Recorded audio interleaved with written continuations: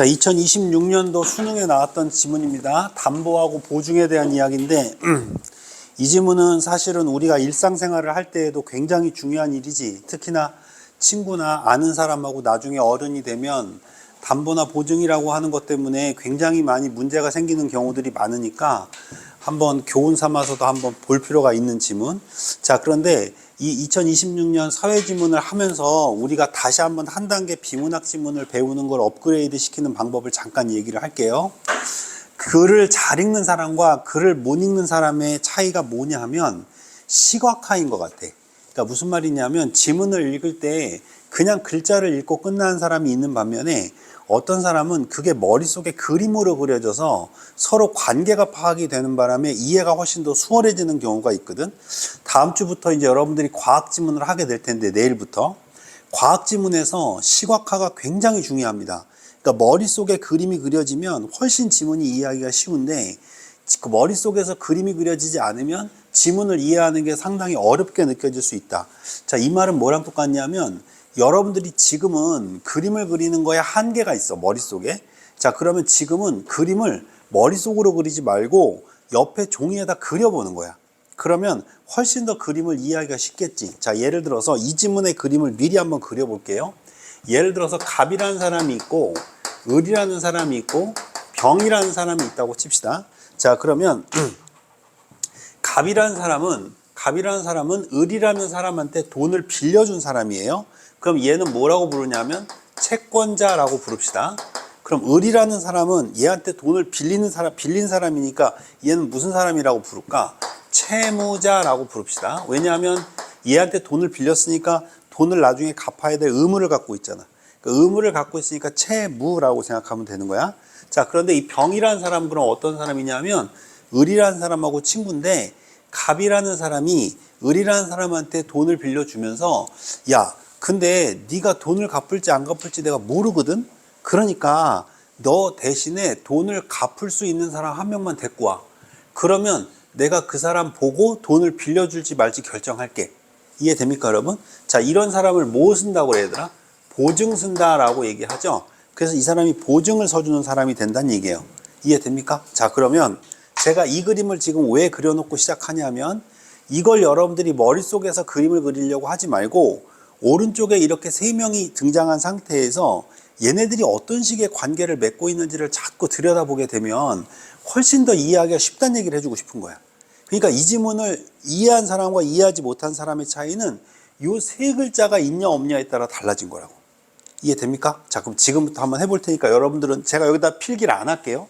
오늘은 신기하게 요 그림만 그려놓고 아무것도 안 쓸게. 그럼 여러분들이 요 그림 안에서 모든 것들이 이해가 되는지 그 과정을 보라는 거야. 쌤 말 이해됐지? 자, 갑니다. 법조문으로 구성된 법규범 및 성문법의 의미를 파악하는 것을 끊어봅시다. 법해석이라고 한다. 끊어봅시다. 자, 그럼 여러분 성문법의 의미를 파악하는 게 뭐란 얘기죠? 법해석이다 이 말이죠. 됐죠? 자, 법에 대한 이야기입니다. 법은 사회 구성원에게 보편적으로 적용돼야 되는 규범이므로 너무 당연하지 않습니까? 모든 사람에게 보편적으로 적용돼야지 누구한테는 적용되고 누구한테는 적용 안 되면 안 되겠죠. 맞죠? 성문법을 구성하는 단어나 문장은 그 일상적인 의미를 충실하게 해석해야 한다. 그렇죠. 일상적인 의미에서 충실하게 해석이 돼야 되겠죠. 그러면 여러분 충실하게 해석된다는 건 다 뭐다? 보편적으로 적용될 수 있다라는 말의 반복이다. 여기까지 납득 왔습니까? 자, 계속 갑니다. 이러한 물리 해석에다 동그라미 칩니다. 법 해석의 출발점이다. 그럼 정리합시다. 물리 해석이라는 건 뭡니까? 모든 사람들이 보편적으로 해석할 수 있는 거, 보편적으로 적용될 수 있는 거, 이걸 뭐라고 한다? 물리 해석이라고 한다. 여기까지 이해됐죠? 자, 계속 갑니다. 그러나 물리 해석으로 그 내용을 제대로 파악하기 어려우면, 다시 말하면 일상적인 의미를 충실하게 해석해야 되는데 그게 어려우면 그것이 사용된 맥락을 고려해서 의미를 파악하는 체계적 해석 동그라미 치고 맥락에다 동그라미 칩니다. 자, 그러면 체계적 해석이라고 하는 건 얘들아 무슨 해석이 안 될 때 사용하는 방법이야? 물리 해석이 안 될 때 사용하는 방법이죠. 이해됩니까? 그럼 물리 해석이 안 되면 이때는 여러분 맥락을 고려해서 체계적 해석을 하거나 두 번째 입법 과정에서 논의된 내용을 바탕으로 그 의미를 파악하는 역사적 해석 세모칩니다. 입법 과정도 세모치죠. 자, 그러면 맥락을 가지고 하는 체계적 해석과 입법 과정을 통해서 하는 역사적 해석, 이 두 가지가 무슨 해석의 보완책인 거야? 물리 해석의 보완책인 거죠. 여기까지 납득돼? 자, 선생님 보자. 아직까지는 그림이 필요 있어요, 없어요? 없죠. 자, 왜 그림이 필요 없냐면 구체적인 사례가 아직 안 나왔기 때문이야. 이해됩니까? 그럼 머릿속에 이 생각만 하면 돼. 우리가 생각하는 성문법은 다 무슨 해석해야 돼? 물리 해석해야 되는데 그 물리 해석이 안 될 때 뭘 사용한다? 체계적 해석이나 역사적 해석을 사용한다는 얘기구나. 여기까지는 정리될 수 있지. 자, 그럼 그 다음 보세요. 그 예로 담보를 들 수 있다. 드디어 담보가 나옵니다. 맞죠, 여러분? 자, 그럼 담보를 가지고 이제부터 설명하겠다는 거야. 담보의 일상적 의미는 이라고 돼 있죠. 한번 보세요. 일상적 의미, 다른 말로 바꿔봐. 물리 해석은. 이해됩니까, 여러분? 이런 물리 해석은 맡아서 보증함, 이런 의미로 사용된 예로 구조물의 안전을 담보하기 위한 검사라는 걸 들 수 있대요. 그럼 물어봅시다. 담보라는 말은 뭐냐면, 예를 들어 볼게요. 쌤 봐봐. 어떤 음식에 보니까 해썹이라는 마크가 있는 거야. 그럼 해썹이라는 마크가 있다는 건 안전하다는 거야, 안 안전하다는 거야? 아, 이건 안전하다는 뜻이구나. 이런 걸 담보로 한다, 이런 얘기야. 그 마크가 안전을 담보해주고 있는 거지. 이해됩니까? 자, 이런 담보를 뭐라고 한다? 안전을 담보하기 위한 검사를 들 수 있다라는 말이에요. 하지만 성문법 조문에서 사용될 때에는 그 맥락을 고려해서 다른 의미로 해석될 수 있다. 다시 말하면 무슨적 해석 가능하다? 맥락 나왔다, 얘들아. 체계적 해석이 가능하다.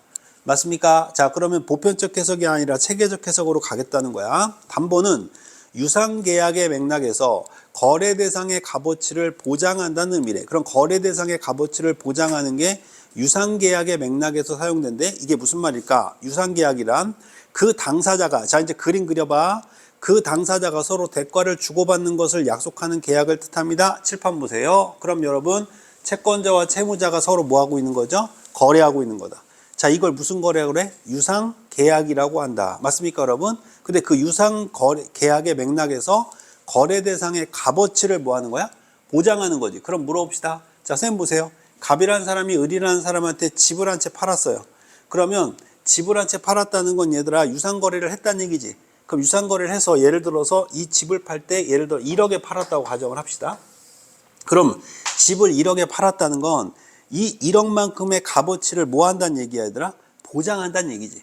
이해됩니까, 여러분? 그래서 보장한다고 생각하고 을은 뭐 한 거야? 산 거죠. 여기까지 무슨 말인지 이해 갑니까? 자, 계속 갑니다. 계속 갑니다. 머릿속에 그림만 그립니다. 유상계약의 일종인 매매계약에서 목적물인 계약 체결 당시부터 있던 하자 때문에 대금만큼의 값어치를 하지 못한 상태였다면, 그럼 물어보자, 얘들아. 쌤 봐봐. 갑이 을한테 집을 한 채 팔았어? 자, 1억의 값어치가 있을 거라고 생각하고 팔았어? 그리고 을도 1억의 값어치가 있다고 생각하고 산 거지. 맞아, 안 맞아? 그런데 집에서 물이 새는 거야. 이해돼? 그럼 집에서 물이 샌다는 건 1억만의 값어치가 있는 거야? 1억만큼의 값어치가 없는 거야? 없는 거지. 손해를 보는 꼴이 되는 거잖아. 여기까지 이해돼? 자, 그럼 계속 갑니다. 계속 갑니다. 값어치를 하지 못한 상태였다면 매도인은 맞습니까? 판 사람이죠. 그 하자 발생의 원인이 무엇이든 담보 책임을 져야 한다.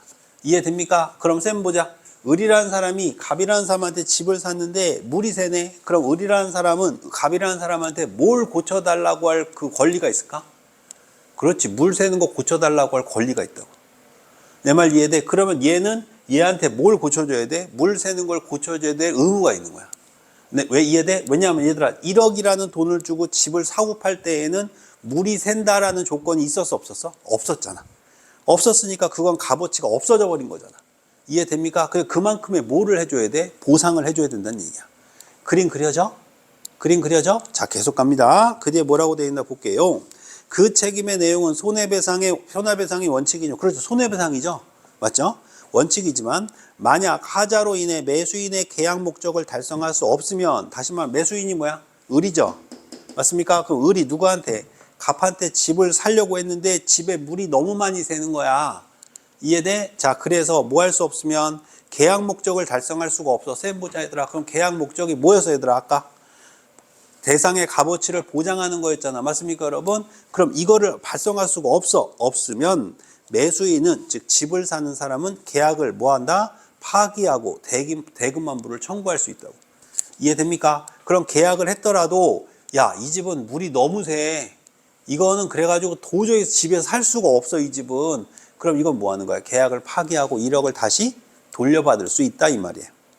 여기까지 됩니까? 머릿속에 그림 그려지세요? 자, 그럼 내가 집을 파는 사람, 윤성이가 집을 사는 사람. 내가 집을 팔 때 이 집이 1억 원의 가치가 있다는 걸 담보하고 파는 거죠. 맞습니까? 근데 윤성이가 집을 사놓고 보니까 물이 셉니다. 물이 새니까 값어치가 떨어졌죠? 윤성이가 집을 고쳐달라고 얘기를 할 수 있다, 없다? 있다. 근데 윤성이가 여기는 더 이상 살 수가 없는 집이라고 판단이 돼. 그럼 계약을 파기하고 1억을 다시 뭐 할 수 있다? 돌려받을 수 있다. 이해됩니까? 자, 그런데 진짜 시험 문제는 여기죠? 다만 별표. 무조건 나온다 그랬지. 그지 얘들아? 무조건 나오는 거야 이거는. 알겠지? 다만 밑줄 쳐놔. 매수인이 즉 집을 산 사람이 계약 체결 당시 하자의 존재를 알았거나 쉽게 말하면 누수가 일어나는지 알고 있었어.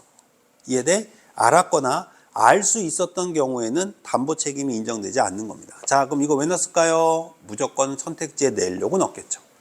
이해됩니까? 윤성이가 우리 집이 샌다는 걸 알고도 집을 샀어? 그럼 나 안 고쳐줘도 돼. 이해돼? 왜? 그거 알면서도 산 거니까. 이해됩니까? 자, 계속 갑니다. 한편 담보는 채권과 관련된 맥락에서 채권의 실현 가능성을 보장하기 위한 조치래요. 다시 뭐? 채권의 무슨 가능성? 실현 가능성을 보장하기 위한 조치래. 자, 그럼 담보 또 하나 예를 드는 거야, 얘들아. 지금 담보 얘기 계속하고 있는 거야. 머릿속에 그림 떠올려봐. 담보 물건이 그 예입니다. 금전 채권은 채권자가 채무자로부터 돈을 받아야 실현되는데, 맞죠 여러분? 왜죠? 채무자는 돈을 갚아야 되고 채권자는 채무자는 갚아야 되고 채권자는 돈을 받아야 되겠죠. 그럼 돈을 받아야 당연히 실현되겠죠. 그런데 채무자가 돈을 지급하지 않으면 강제 집행 절차를 거쳐야 되겠죠. 다시 말하면 선생님 봅시다. 얘가 얘한테 뭘 안 갚아? 돈을 안 갚아. 그럼 얘가 얘한테 돈을 받기 위해서 강제로 집행을 한단 말이야. 이해됩니까? 이번에는 집이 아니라 빌려줬다고 칩시다. 자, 갑이 을한테 1억을 빌려줬어. 그럼 을은 다시 갑한테 1억을 돌려줘야 돼? 안 돌려줘야 돼? 돌려줘야 되는데 얘가 안 갚아? 그럼 얘가 얘 돈을 강제로 집행할 수 있다고. 이해됩니까? 자, 계속 갑니다. 강제 집행의 목적물이 만약 부동산이라면 그 부동산을 경매로 마련한 경매대금을 배당받음으로써 금전 채권이 실현되는 거예요. 이게 무슨 말이야? 칠판 좀 봐봐. 자, 을이 갑한테 돈 갚아야 돼. 자, 그런데 을이 돈을 안 갚고 버텨. 그럼 갑이 법원한테 일러. 그지? 저 새끼가 나한테 돈 빌려가갖고 안 갚아요. 근데 알고 보니까 을이라는 애한테 집이 한 채 있어요. 자, 그런데 그게 얼마짜리가 있냐면 2억짜리 집이 하나 있다. 이렇게 예를 들어볼게. 이해돼? 그러면 이 법원이 을이 가지고 있는 집을 뭐 하는 거야? 강제로 뺏는 거야. 뺏어서 집 뭐 하는 거야? 팔어. 그럼 팔았으면 돈이 남아 안 남아? 남겠지. 그 남은 돈 중에 1억에 해당하는 부분을 준단 말이에요. 이해돼요? 자, 계속 갑니다. 읽어볼게요. 부동산을 경매하여 강제 집행 목적물이 부동산이라면 그 부동산을 경매하여 마련된 경매대금을 배당받음으로써 금전 채권이 실현된다. 이제 이해되세요? 이때 경매대금을 배당받을 금전 채권자가 여럿이면 아이고 채권자가 한 명이 아니야. 돈 빌려준 애가 한두 명이 아니었던 거야. 각 채권자는 각각의 채권에게 비례하여 배당받아야 하는 것이 원칙이다. 이건 너무 당연한 거죠. 자, 예를 들어서 얘가 나한테만 1억 빌린 게 아니라 B한테도 1억 빌리고 C한테도 1억 빌렸어. 그래서 총 3억을 빌린 거야, 이 새끼가. 그래가지고 집을 2억에 팔았다 하더라도 2억을 몇 분의 몇으로 나눠서 3분의 1로 나누어서 갑 가지고 B 가지고 C 가지고 한다 이 얘기지. 이해돼? 그러면 내가 1억을 빌려줬어도 1억을 온전히 다 받아 못 받아? 이럴 땐 못 받는 거지. 왜냐하면 3분의 1만 받아야 되니까. 그러니까 2억에 3분의 1이면 얼마 정도 되는 거야? 한 7천만 원 조금 안 되는 거지. 그러니까 그 정도를 받아야 되는 거지. 이해됩니까? 네. 자, 근데 진짜 중요한 건 여기에 나왔어요. 그러나 동그라미 치고 별표. 채권자 중 담보 물건을 가진 자는 경매대금에서 자신의 채권액부터 먼저 배당받는다. 그래서 얘들아, 쌤 봐봐. 이래서 사람들이 담보를 받는 거야. 이게 무슨 말이냐면, 자, 쌤 봐봐. 갑이라는 애가 을이라는 애한테 돈을 1억 빌려줄 때, 야, 근데 네가 나한테 돈 갚을지 못 갚을지 난 모르겠는데 담보 맡겨. 이해돼? 그래가지고 이 집을 담보로 맡긴 거야, 갑한테. 이해돼? 그러면 2억에 팔았지. 근데 B하고 C가 있다 하더라도 이 사람은 얼마를 먼저 보상받아? 1억을 먼저 보상을 받고, 그럼 여기서 1억 남지. 그럼 나머지 2명은 얼마씩 받는 거야? 5천만 원씩 배상받는다는 얘기야. 이해돼? 그래서 은행에서 항상 담보물건을 먼저 받는 이유가 이거야. 왜냐하면 담보물건을 받아놔야 우선 내 것부터 받으니까. 이해됩니까, 여러분? 그래서 우리 남학생들 잘 들어. 좀 이따 보증 얘기도 나오는데 남학생이라고 하면 안 되지. 여학생, 남학생들 잘 들으세요. 나중에 어른 되면 절대 보증하고 보증은 쓰는 거 아니야. 보증 쓰면 집 망하는 거야, 망하는 거. 진짜로. 절대 보증 쓰면 안 돼. 알겠지? 좀 이따가 이제 어떻게 망하는지도 보여줄게. 절대 하지 말아라. 여기까지 납득됐어? 자, 그림을 그리면서 이해한다는 게 무슨 말인지 알겠니? 자, 쌤 봐봐. 아무것도 안 썼잖아. 그지? 아무것도 안 썼는데 이해되잖아. 머릿속에서 그림을 그리는 거야. 근데 쌤 보자. 정말 중요해서 그래. 게으른 사람은 비문학 못해요. 아시겠죠? 오른쪽에다가 이렇게 써놓고 자꾸 따져보면서 읽는 연습을 해야 돼. 내일부터 과학기술 지문 풀 때 눈으로 푸는 사람은 절대 실력 안 늘어. 오른쪽에다 그림 하나 그려놓고 그걸 계속 생각하면서 읽어야 돼. 이해됐죠? 그 연습을 내일부터 하는 거야. 알겠죠? 선생님 예상에 과학기술 지문은 한 30지문 넘게 할 거예요, 제가. 무슨 말인지 알겠죠? 여러분들이 제일 어려워하는 부분이라서. 자, 그러면 가지문 다 읽었으니까 가에 해당하는 문제 한번 풀어볼게요. 46번입니다. 1번. 가는 법조문의 의미 해석 방법을 구분하여 제시했죠. 뭐가 있었죠? 물리 해석도 있었지만 입법 뭐죠? 그 체계적 해석과 역사적 해석이 있었죠. 2번 법조문의 의미 차이가 확대되어 온 이유를 분석했다. 확대되어 온 이유 전혀 없었죠. 3번 법조문의 의미를 해석하는 방법의 사례를 소개하고 있죠. 자, 그럼 1번하고 3번은 가가 맞고요. 4번 보세요. 법조문의 의미를 파악하는 입장들을 대조했다. 대조한 거 없고요. 법조문의 의미를 다른 상황에 유추하여 도출했다. 여러분 유추한 것도 없죠. 자, 그러니까 1번 아니면 몇 번이 답이야? 3번이 답인 거야. 자, 이렇게 가지문을 읽고 가에 해당하는 걸 먼저 지우는 거야. 됐니? 자, 뒤로 넘겨. 47번입니다. 가를 통해 알 수 있는 내용으로 적절하지 않은 것입니다. 자, 법은 사회 구성원으로 보편적으로 적용해야 하므로 일상적인 의미 해석의 출발점이 되어야 한다. 맞죠? 법조문에서 담보는 채권자의 금전 채권 실현 가능성을 보장하는 조치라는 법적인 의미가 부여되기도 한다. 맞습니까? 그럼요. 금전 채권자가 여럿인 경우에 진행된 경매에서 담보물건의 존재 여부는 경매 대금의 배당 순위에 영향을 줍니까? 안 줍니까? 당연히 주죠. 4번 유상계약에서의 담보는 당사자 간 거래 대상의 값어치를 보장하는 의미로 해석되므로 교환 대상 사이의 값어치가 일치해야 계약이 체결됩니까? 이건 아니죠. 맞습니까, 여러분? 왜냐하면 자, 쌤 봐봐. 알고도 뭐 할 수 있어? 계약할 수 있죠. 이해됩니까, 여러분? 그럼요. 내가 사고 싶으면 그냥 사는 거죠. 이해됩니까? 정답은 4번. 법조문의 의미를 물리 해석만으로 제대로 파악하기 어려운 경우에는 법조문의 입학 과정에 논의된 내용을 바탕으로 그 의미를 해석하기도 한다. 됐습니까? 네. 그래서 여러분 47번의 4번 답은 다시 앞으로 넘겨봐봐. 세 번째 단락에 다만을 가지고 만든 거야. 이제 무슨 말인지 알겠어, 얘들아? 매수인이 뭐한 경우에는 계약 체결 당시에 하자가 존재했다는 걸 알 수 있었던 경우에는 담보 책임이 인정되지 않는다. 이렇게 나오지? 그럼 물어보자. 하자가 있다는 걸 알면서도 뭐를 한 거야? 계약할 수 있다는 거잖아. 이해됩니까? 오케이. 자, 이제 나지문 갑니다. 집중하세요. 나지문 갑니다. 자, 진짜 중요한 건 보증이야. 칠판 좀 보자.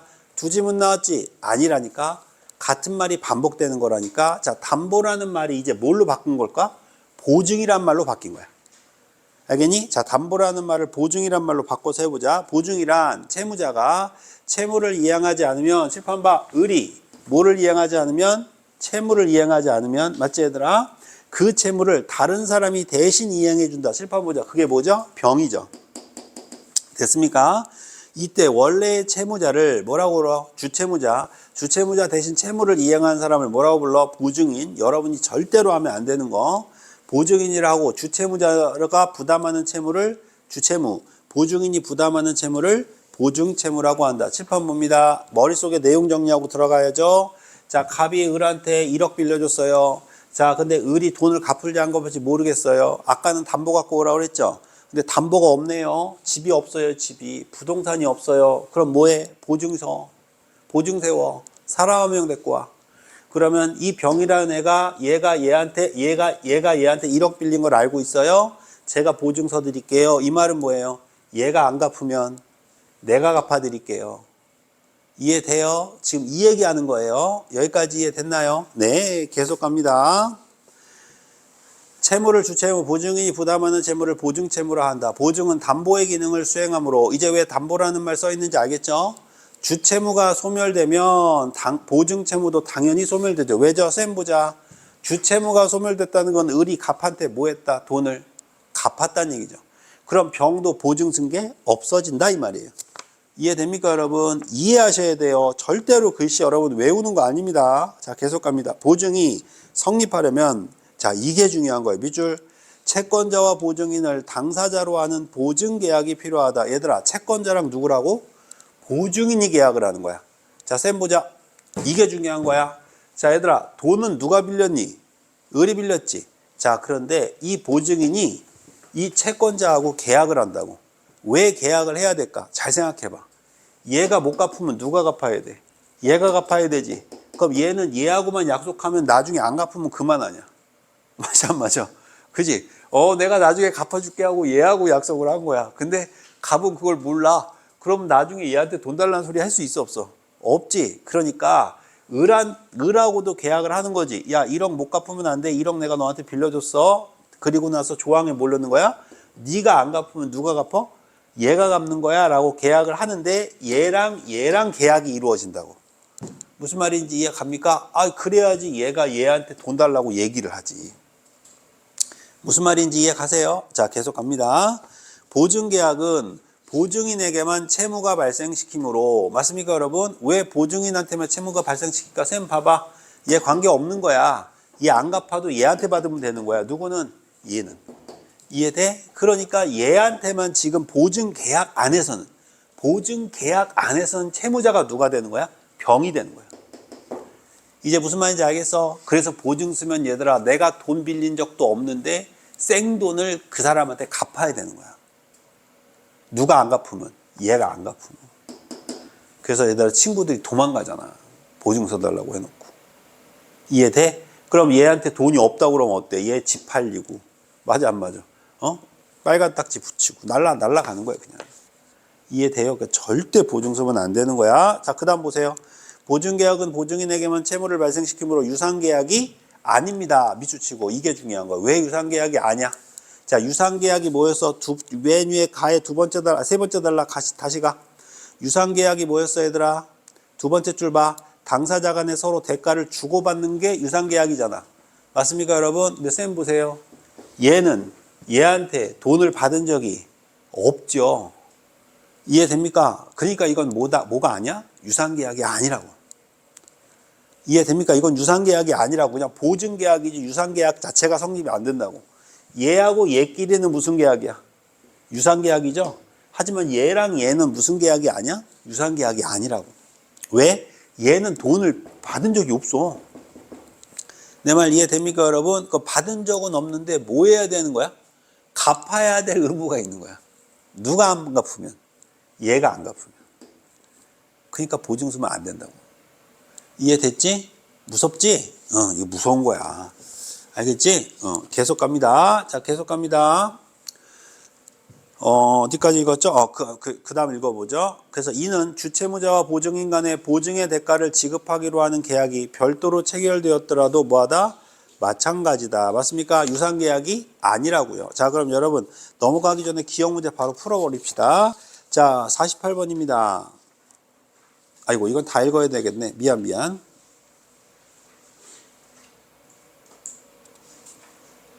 그냥 풀어볼까요? 48번에 여러분 왜 2번이 답이 됩니까?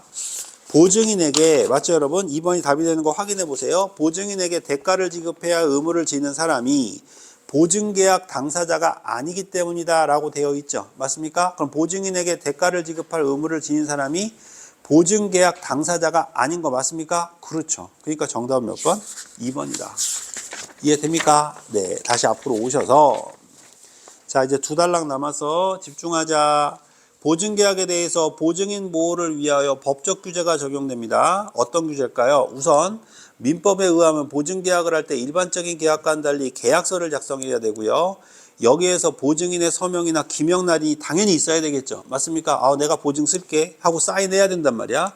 이를 위반한 보증계약은 무효이지만, 맞지 얘들아? 왜 그러냐면 쌤 봐봐. 난 보증 쓴 적이 없는데 내 친구 새끼가 내 이름 갖다 써놓고 거짓말로 사인한 거야. 그럼 나 보증인 돼버리는 거잖아. 맞아? 그러니까 그런 일이 없도록 하기 위해서 뭐 한다? 보증인의 서명이 있어야 되고 계약서가 작성돼야 된다는 얘기야. 이해됩니까 여러분? 그죠?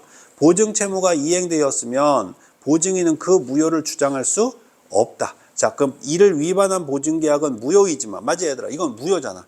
보증 채무가 이행되었으면, 그럼 보증 채무가 이행되었다는 건 얘들아, 쌤 봐봐. 보증 채무가 이행됐다는 건 제대로 서류 갖췄다 안 갖췄다? 갖췄다면, 이해됩니까? 보증인이 그 무효를 주장할 수가 없다고요. 이해됩니까? 계약서도 써있고 기명날인도 했어. 그러면 이거 무효라고 주장 못한다고. 이해됩니까? 주채무가 주채무자의 사업과 무관한 금전채무이고 보증인이 대가 없이 주채무자에 대한 호의로 보증계약을 한 경우에는 보증인 보호를 위한 특별법에 의한 보호도 제공됩니다. 예컨대 보증기간이 명시되지 않았어요. 얼마 동안 보증하겠습니다 라는 기간이 명시되지 않으면 몇 년? 3년으로 간주하는 거야. 야, 근데 솔직히 말해서 3년 안에 어떻게든 받아내려고 하지 않겠니? 그치? 예를 들어 내 친구 새끼가 돈 떼먹고 날랐어. 근데 나 보증기간을 정하진 않았는데 돈 떼먹고 날라가는데 보증기간이 2년 남았어. 그러면 이 채권자가 가만히 있겠어? 2년 안에 어떻게든 돈 받아내려고 하겠지. 그치? 사실은 기간 별로 의미 없어. 됐어요?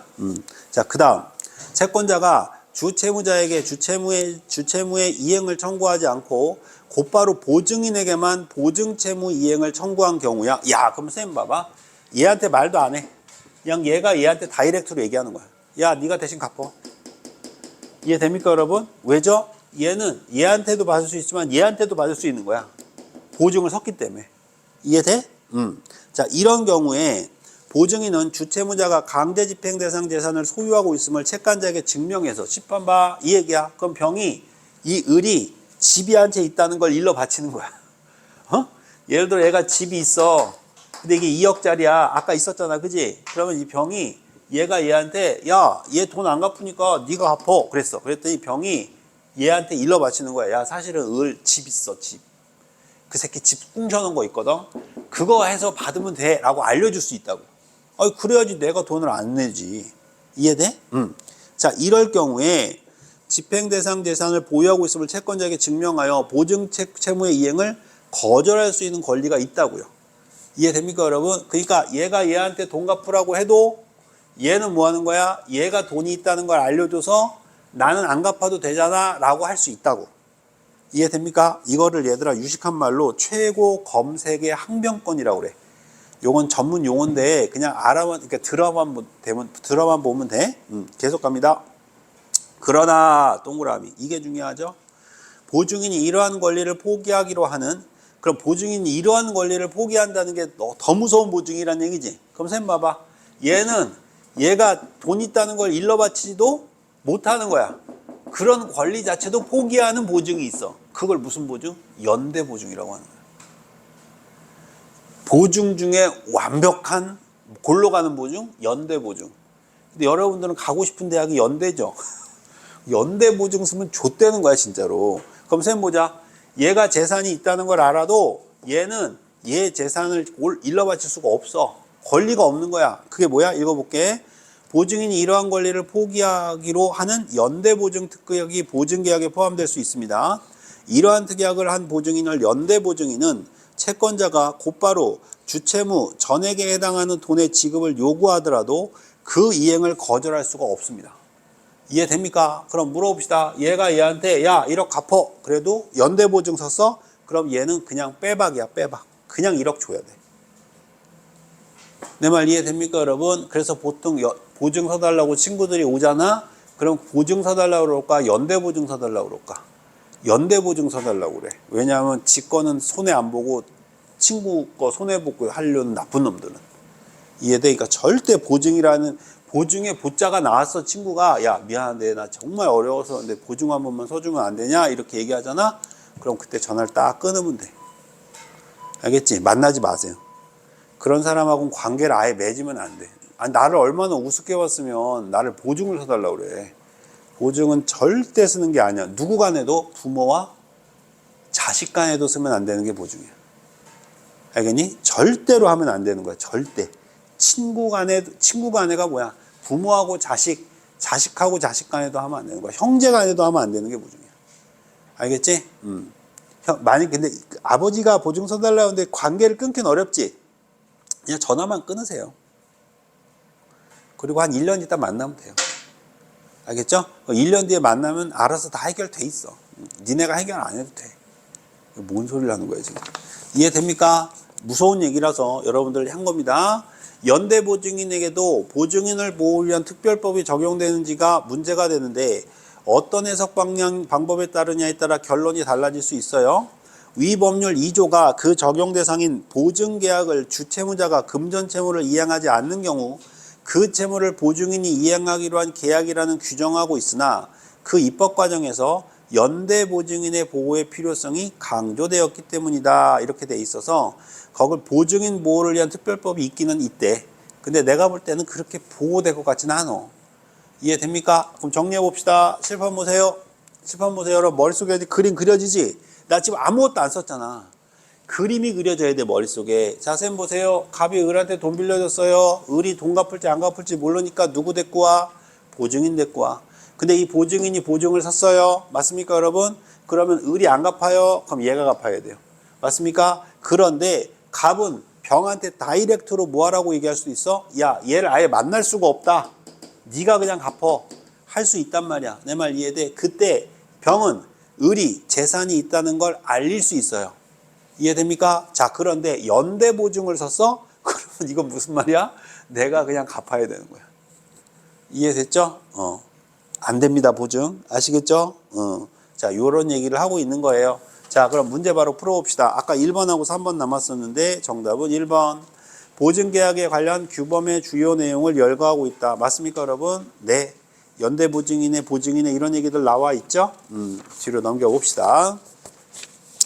자, 연대보증인 49번 이거 질문 있었던 문제입니다. 맞습니까? 질문했던 친구 잘 보세요. 1번부터 뭐가 틀렸나 봅시다. 주채무자에 대한 호의로 대가 없이 보증계약을 한 자이어야 한다. 맞습니까? 주채무자에 대한 호의로 대가 없이 보증계약을 한 자이어야 한다는 보장은 없어요. 맞습니까, 여러분? 보증인 보호법을 위한 특별법 2조의 물리해석에 의하면 이 법의 적용 대상에 해당된다. 적용 대상에 해당하지 않죠. 맞습니까? 채권자가 채무자에게 채무 이행을 청구하지 않는 한 보증 채무 이행을 거절할 권리가 없습니다. 없습니다, 여러분. 맞습니까? 연대보증은 그냥 무조건 줘야 되는 거예요. 채권자와 보증계약을 하고 채무자와 연대보증 특약을 함으로써 보증 채무를 부담하게 된다. 역시 아니고요. 맞습니까? 마지막 정답 5번. 채권자가 주채무자에게 채무 이행을 청구하여 그 채권이 실현되면 더 이상 보증 채무를 이행할 필요는 당연히 없겠죠. 왜 그렇죠, 여러분? 돈을 갚았으니까. 맞습니까? 금을 갚았으니까 보증도 없어지는 거죠. 이해됩니까? 정답은 5번이 됩니다. 자, 50번입니다. 우리가 썼던 대로 갑을병 가지고 얘기하고 있습니다. 읽어보겠습니다. 비문학의 보기는 지문의 사례입니다. 아시겠죠? 읽으면 이해가 돼야 돼. 갑은 자신이 보유한 예술품을 1년에 한 점씩 4년간 을에게 납품을 하고 그 대금으로 한 점당 500만 원씩 매년 연말에 받기로 매매 계약을 했습니다. 을은 그 예술품의 소장 목적을 수집하고 있었습니다. 갑이 을에게 대금 채무에 대한 담보를 요구하자. 그렇죠. 왜냐하면 야, 을 너가 돈 못 갚으면 어떡해. 그러니까 담보 물건이라도 줘야 되지 않아? 라고 요구하자 을은 병에게 보증을 서달라고 부탁을 했고 병은 을에 대한 호의로 대가 없이 갑과 보증 계약을 했습니다. 자, 그럼 이제 병이 뭐가 되는 거죠? 보증한 사람이 되는 거예요. 돌아올 수 없는 강을 건너셨네요, 병 아저씨. 이에 갑이 을에게 예술품의 납품을 시작했고 을은 2년 동안 갑에게 그 대금을 지급했습니다. 그런데 2년 동안 갑이 예술품을 1년에 한 점씩 납품했으나 을은 그 대금을 지급하지 않았습니다.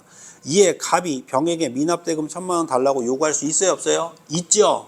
자, 1번부터 갑니다.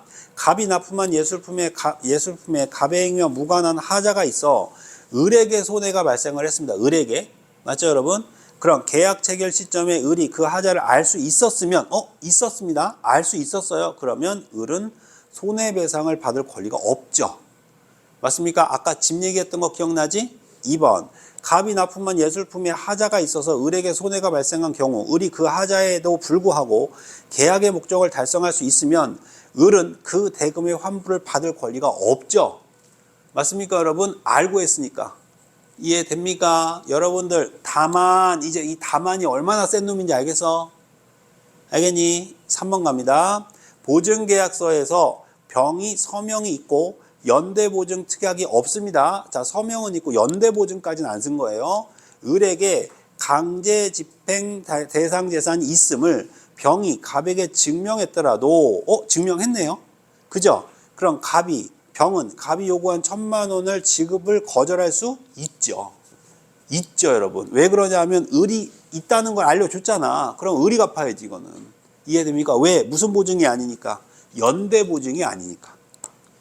이해됩니까? 자, 마지막 51번 문제는 5번입니다. 답만 확인해 보도록 하시고요. 자, 이렇게 해서 여러분들 오늘 수능 2026년 사회지문 보증담보에 대한 이야기를 했는데 이런 식으로 머릿속에 지문의 그림이 그려지면 훨씬 더 내용을 이해하기 쉽다. 아시겠죠? 네, 오늘은 여기까지 하겠습니다.